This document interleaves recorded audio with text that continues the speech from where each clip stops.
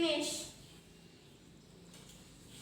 Today I'm gonna take attendance. When I say your name, please raise your hand and say I'm here or present.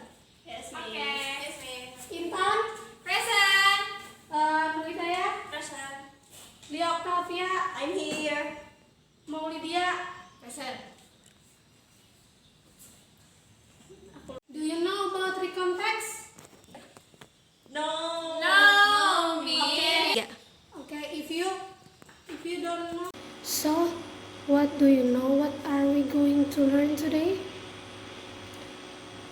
Okay, no. What is that? Okay, student, today we're going to learn about listening the context. Okay, I will explain what it is recontext. Recontext is a type of text in English that tells about a story, action, or activity. Usually, the recontext tells about someone's experience. The purpose of recontext is to entertain the reader, so there is no conflict in this text. In addition, this text also aims to provide information to the reader. But in listening recontext, lessons can be told through sounds such as audio and give to be heard so that listener know the information given. Student, today we're going to learn about listening the recontext. I will show you example about recon story. Listen carefully and make sure you understand about listening recontext. I will show you example about recontext. Everyone, I will tell you my story. The story is Holiday in My Grandpa's House.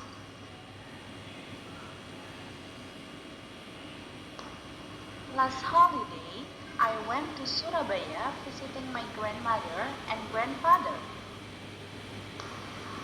I had to go there because the previous holiday I wasn't there.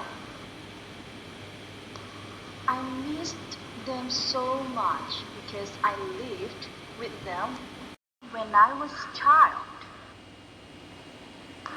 After graduated from junior high school, I followed my parents living at Jakarta. Since then, I had visited them only at holiday time. Unfortunately, I didn't have any ticket for either train and plane, so that I went to Surabaya by bus. It was so tiring because the traffic was too crowded and stagnant. Normally, the trip needs around 24 until 28 hours, but my trip at that time took 40 hours from Jakarta to Surabaya. That made me mad. The madness and tiredness during the trip had gone after I met my grandma and grandpa. They looked old. I was so happy knowing them in healthy condition. That is my experience. Do you understand about recontext? Yes, miss. Okay, everyone, will give you an assignment. So now I will give you the audio to listen and answer the question from the audio player. I will give you an assignment from the audio.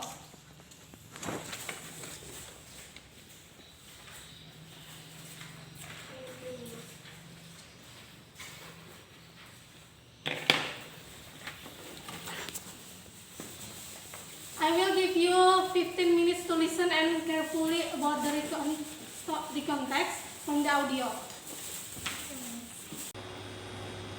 Okay, student, complete the words that's still missing on the text. Do it individual.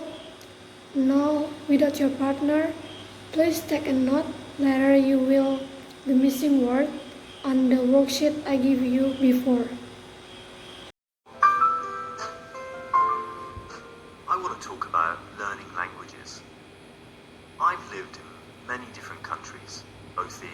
Western Europe, Middle East, and now here in Hong Kong. And during all of that time, I've learned 5 or 6 different languages to one degree or another. I love learning languages. Not only are they important when you move to a country, I just find them fascinating. Before I came to Hong Kong, I lived in Barcelona, Spain for 10 years. And when I first arrived, the most important thing was being able to communicate with people locally. I don't attend classes.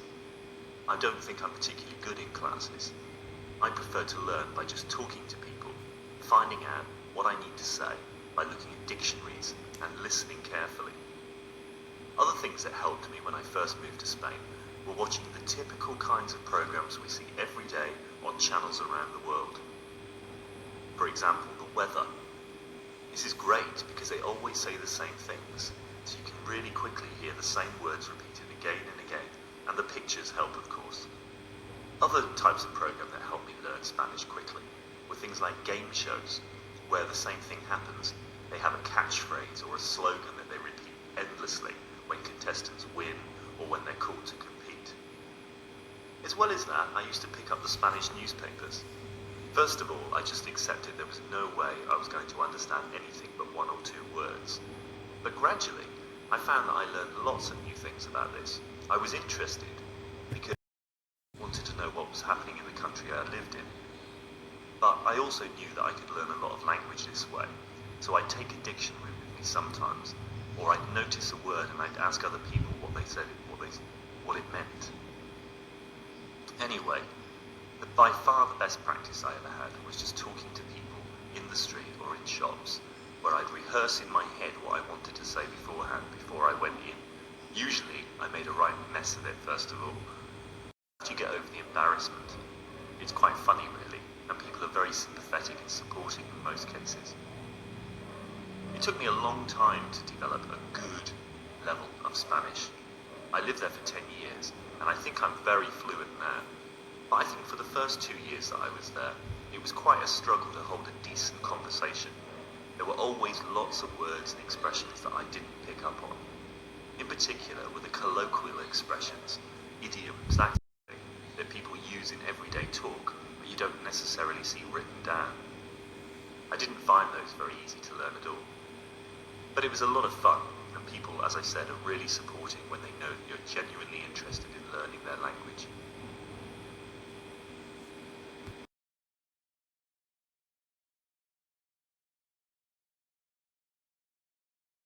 Have you finished, student? Yes. Okay, I will take your assignment.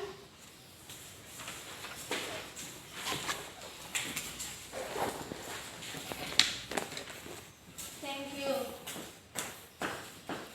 So, okay, student, thank you. Okay, students, thank you for today. See you next meeting.